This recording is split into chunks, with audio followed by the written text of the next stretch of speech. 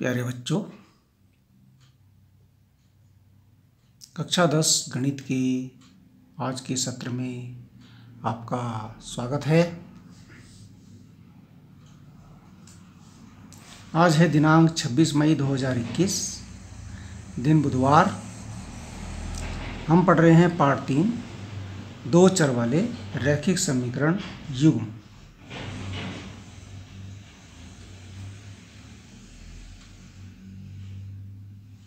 जिसमें प्रश्नावली 3.4 का हम करेंगे आज प्रश्न नंबर 2 का नंबर 3, पार्ट नंबर 3।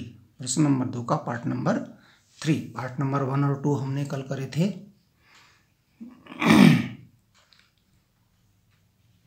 हम पढ़ रहे हैं विलोपन विधि। आपको याद होगा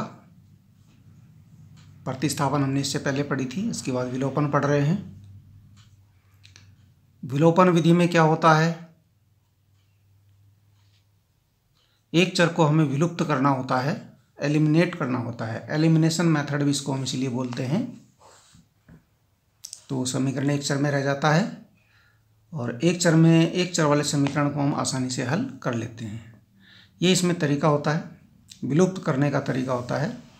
तो आज हमारे पास प्रश्न है कि 2 अंकों की संख्या के अंकों का योग 9 है।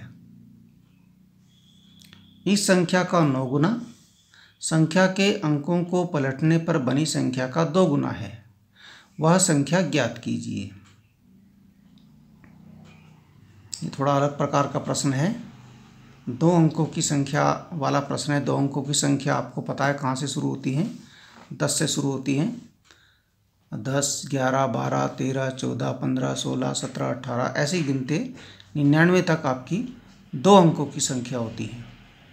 तो ऐसी एक संख्या है 2 अंकों की जिसके अंकों का योग 9 है। ऐसी कौन कौन सी संख्याएं होती हैं? शुरू से देख लो कौन कौन सी संख्या होती है ऐसी, ठीक है ना। उनके अंकों का, जैसे 45 है, 4 और 5 9 है ना। ऐसे 27 है, 7 और 2 9 है। ऐसे 18 है, 8 और 1 9 है। ऐसे 54 है, 5 और 4 9 होता है। ऐसे 63 है, 6 और 3 9 होता है, होती है ना। ऐसी बहुत सारी संख्याएं जिनके अंकों का योग 9 है, ठीक है। ये आपको दिया गया है। अच्छा, इस संख्या का 9 गुना अंकों के पलटने पर बनी संख्या का 2 गुना है। अंकों को पलटने पर, जैसे हमने कोई संख्या मान ली जाए 26 ले ली, इसके अंकों को पलटने पर संख्या क्या बनेगी? 26 का उल्टा हो जाएगा 62, ये बनेगी, ठीक है ना।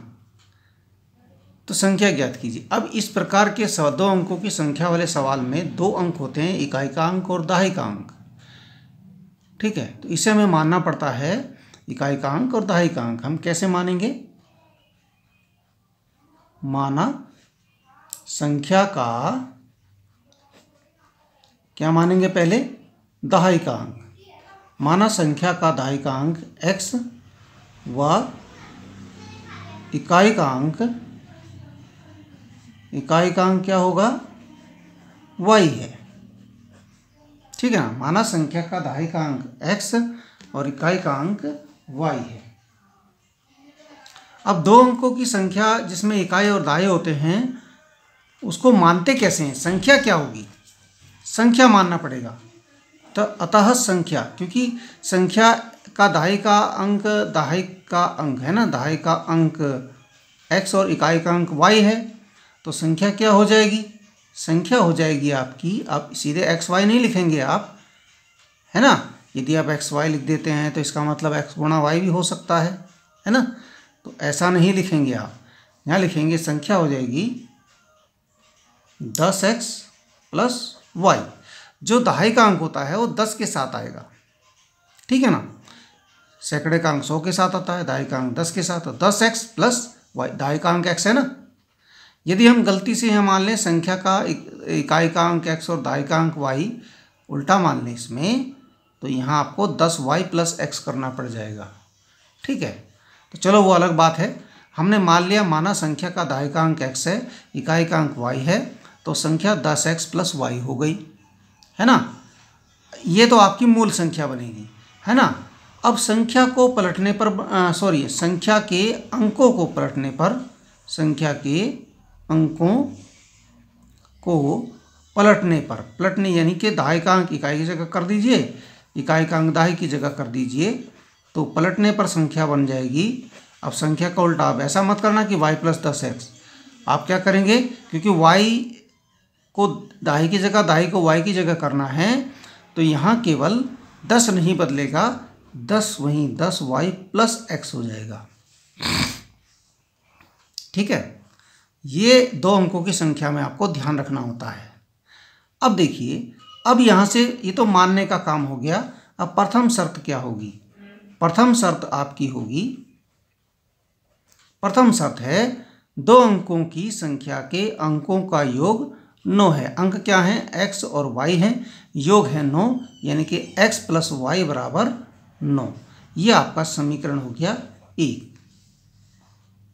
ठीक है, अब देखिए यहाँ दूसरा क्या है? दूसरा है अंकों पर पलटने, अच्छा, इस संख्या का 9 गुना संख्या के अंकों को पलटने पर बनी संख्या का 2 गुना है। इस संख्या का 9 गुना, संख्या क्या है हमारे पास, बस ये ध्यान रहे, संख्या हमारे पास ये है 10x + y। दूसरी शर्त, संख्या है हमारे पास 10x + y और अंकों को पलटने पर बनी संख्या है 10y + x। ठीक है ना, दोनों को बराबर करना है ना। तो इस संख्या का 9 गुना, जो हमारी संख्या है उसका 9 गुना और अंकों को पलटने पर बनी संख्या का 2 गुना, ये बराबर हैं। इस संख्या का 9 गुना और अंकों को पलटने पर बनी संख्या का 2 गुना, ये सब बराबर हैं। अब आप गुणा कर दीजिए 9 के अंदर, 9 की गुणा करेंगे तो 9.90x हो जाएगा प्लस 9y हो जाएगा। यहाँ पर 2 की गुणा करेंगे तो 2.10y हो जाए 20y हो जाएगा, प्लस 2 की x में करेंगे तो 2x हो जाएगा। सिंपल। अब देखिए यहाँ पर x वाले को ले आइए बाएं पक्ष में 90x - 2x और y वाले को ले जाइए दाएं पक्ष में 20y - 9y। अब देखिए 90x में से 2x घटाया हमने, बचा हमारे पास 88x। 20y में से 9y घटाया, बचा हमारे पास 11y। अब 11 से देखिए ये 88 भी कट रहा है, 11 भी कट रहा है, तो 11 से भाग करने पर क्या प्राप्त होगा? 11 8 88 8x और यहाँ रह जाएगा केवल y, 8x = y। अब y का फिर से पक्षांतर कर दीजिए, 8x बराबर क्या हो जाएगा? 8x - y हो जाएगा बराबर 0। ये आपका बन गया समीकरण नंबर 2। यहाँ तक आपको कोई समस्या नहीं होगी मुझे लगता है। 2 समीकरण आपके बन गए हैं, x + y = 9 और 8x - y = 2।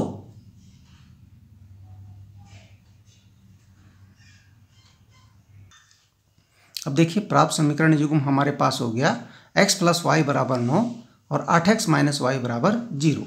अब इसको हम विलोपन विधि से हल कर सकते हैं। देखिए यहाँ पर y के गुणांक, देखिए यहाँ भी 1 है, यहाँ भी 1 है, गुणांक बराबर हैं। हमें यहाँ गुणांक बराबर करने की आवश्यकता नहीं है, गुणा भी करने की कोई आवश्यकता नहीं कि 1 की गुणा इधर करें, हम कुछ भी करने की आवश्यकता नहीं है।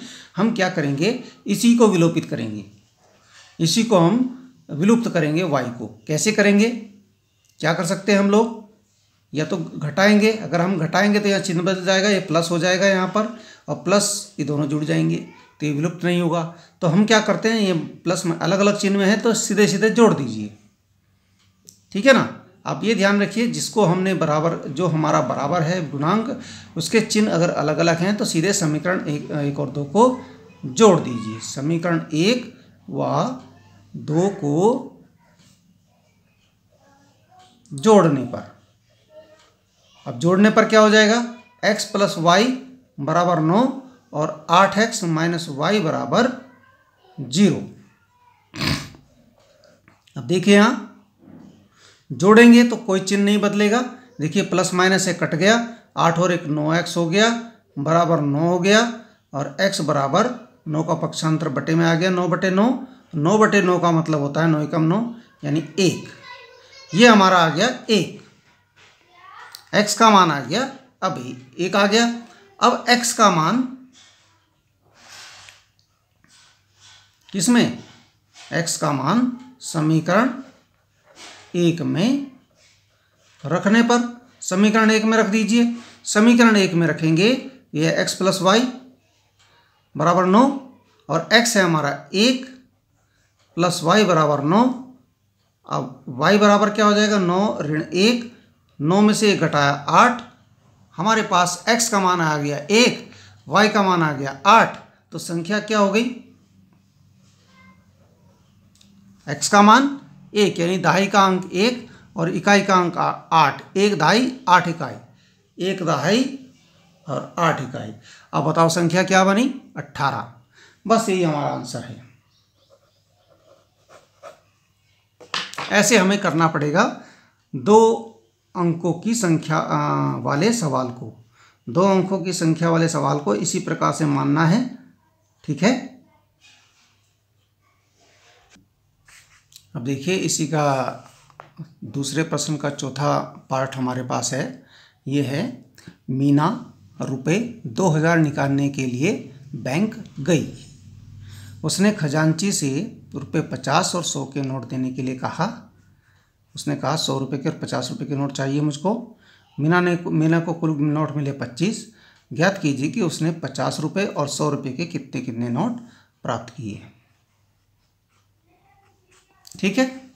अब यहाँ देखिए, इस प्रकार के सवाल में हम क्या मानेंगे? क्योंकि 50 रुपये के 100 रुपये के नोट चाहिए उसको, तो मानेंगे माना 50 रुपये के नोटों की संख्या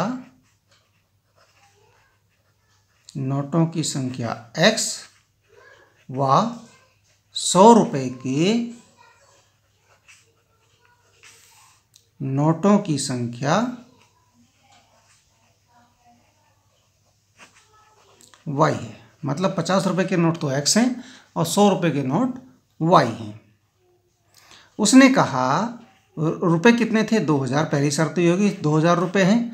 दूसरी शर्त हो गई कि कुल 25 नोट हैं। 2 शर्तें हो गई। रुपए 2000 हैं, नोट 25 हैं। ठीक है ना। तो प्रथम शर्त है रुपए 2000 हैं। प्रथम शर्त है रुपए 2000 हैं। ठीक है ना। कुल मूल्य 2000 रुपये है। देखिए, अब x नोट निकाले 50-50 रुपये के, तो उनका मूल्य क्या हो जाएगा? है ना, उनका मूल्य हो जाएगा 50x। 100 रुपये के y नोट निकाले, उनका मूल्य क्या हो जाएगा? उनका मूल्य हो जाएगा 100y। और टोटल मूल्य है आपका 2000। ठीक है ना। अब देखिए, यहाँ पर थोड़ा हल्का कर लेते हैं समीकरण को। वैसे समीकरण बन गया है, हल्का कर सकते हैं इसको। 50 से ये भी कट जाएगा, ये भी कट जाएगा, ये भी कट जाएगा। 50 से भाग कर दीजिए।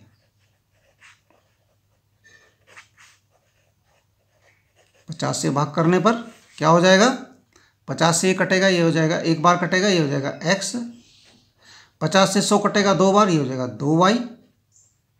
50 से 2000 कटेगा 40 बार। चाहे भाग करके देख लीजिए आप लोग। ये हो गया आपका समीकरण 1। अब इसी प्रकार से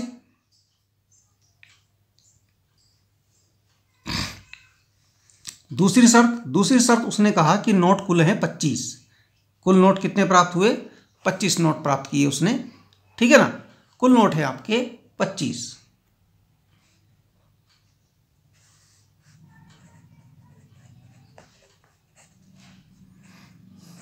कुल नोट हैं 25 नोट हैं, यानी कि x प्लस वाई बराबर 25। ये आपका समीकरण बन गया 2। अब 1 और 2 को आपने हल करना है। ठीक है। आपको हम आंसर बता देते हैं यहाँ पर, ताकि आपको करने में आसानी हो। 50 रुपये के नोट होंगे आपके 10। ठीक है ना। यानी x की वैल्यू आपकी आएगी 10 और 100 रुपये के नोट होंगे आपके 15। ये आपका आंसर आना है। आप दोनों समीकरणों को विलोपन विधि से हल कीजिए। ओके। अब इसी प्रश्न का 5वां है, किराए पर पुस्तकें देने वाले किसी पुस्तकालय का प्रथम 3 दिनों का एक नियत किराया है तथा उसके बाद प्रत्येक अतिरिक्त दिन का अलग किराया है। सरिता ने 7 दिनों तक एक पुस्तक खरीदने के लिए 27 रुपये अदा किए, जबकि सुशी ने एक पुस्तक 5 दिनों तक रखने के लिए रुपये 21 अदा किए। नियत किराया तथा प्रत्येक अतिरिक्त दिन का किराया ज्ञात कीजिए। सवाल थोड़े से पढ़ने में जटिल है, ठीक है ना, समझने में इतना जटिल नहीं है। तो क्या है कि पुस्तक लेनी है यदि पुस्तकालय से, तो 3 दिन तक तो एक फिक्स किराया है कि इतने रुपए उसने लेने हैं। उसके बाद जो उसके बाद अतिरिक्त रखते हैं तो उसके लिए अतिरिक्त प्रतिदिन का किराया है फिर, ठीक है ना। इस प्रकार से उसमें किताबें देने की व्यवस्था है। अच्छा, तो यहाँ पर देखें, मान लेते हैं, माना जो नियत किराया है 3 दिन का, नियत किराया x रुपये है, ठीक है ना, और अतिरिक्त दिन का किराया प्रत्येक अतिरिक्त दिन का, एक दिन का है ना, प्रत्येक अतिरिक्त दिन का किराया y रुपये है, ठीक है ना। ऐसे मानेंगे इसको, नियत किराया x रुपये है और प्रत्येक अतिरिक्त दिन का किराया y रुपये है, ठीक है ना। अब देखिए प्रथम शर्त कहाँ से शुरू हुई। सरिता ने 7 दिनों तक एक पुस्तक रखने के लिए 21 रुपये अदा किए, ये एक शर्त हो गई। दूसरी शर्त हो गई, सुशी ने पुस्तक 5 दिनों तक रखने के लिए 21 रुपये अदा किए, ये दूसरी शर्त हो गई। 2 शर्त हो गई। अब प्रथम शर्त देखिए, यहाँ थोड़ा ध्यान देना पड़ेगा बस। सरिता ने 7 दिनों तक, कितने दिनों तक पुस्तक रखी, 7 दिनों तक, है ना, और 15 रुपये अदा किए। नियत किराया भी इसमें है। नियत किराया होता है 3 दिन का। कितने दिन का होता है नियत? प्रथम 3 दिन का। 3 दिन का किराया उसने x रुपये नियत किराया ये दिया, ठीक है ना। 3 दिन का तो नियत हो गया। अब बचे कितने? 7 दिन थे, 7 में से 3 घटाए, बचे कितने? 4 दिन। 4 दिन का किराया जो है उसका कितना बन रहा है भाई? 4 दिन का, 1 दिन का y है तो 4 दिन का 4y हो जाएगा, यानी 7 ऋण 3y, और टोटल मिला के हो गया 27 रुपये। यानी कि x प्लस 7 में से 3, भाई 3 दिन का तो ये हो गया ना, 3 दिन तो ये हो गए, बचे 4y बराबर 27। ये समीकरण हो गया आपका 1।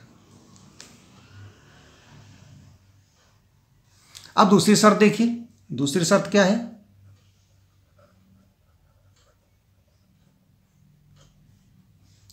दूसरी शर्त आपकी है कि नियत उसने सुशी ने पुस्तक 5 दिनों तक रखी गई। अब पुस्तक रखी गई 5 दिनों तक और 21 रुपये अदा किए, तो x नियत किराया 3 दिन का, ये तो इसमें आ गया, 3 दिन का हो गया। अब दिन बचे 2 दिन का अतिरिक्त y वाला, ये x प्लस 2y, 2 ये हो गए, 3 ये 5 हो गए पूरे 5 दिन, 21 रुपये।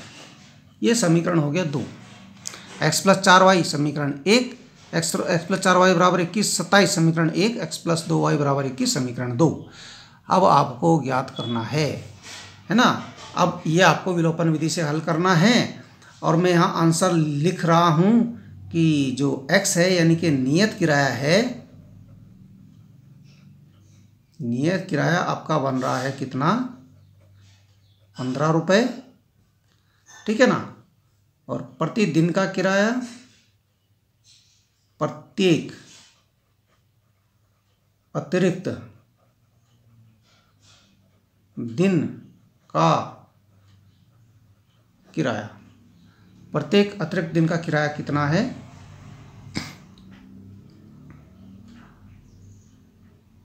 3 रुपये, ठीक है। अब इसको हल कीजिए। आंसर मैंने आपका लिख दिया है, ये आपका आंसर है, आपको ज्ञात करना है, यही आंसर आपको लाना है,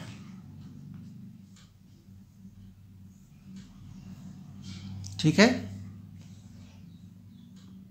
ठीक है, ओके एंड थैंक यू।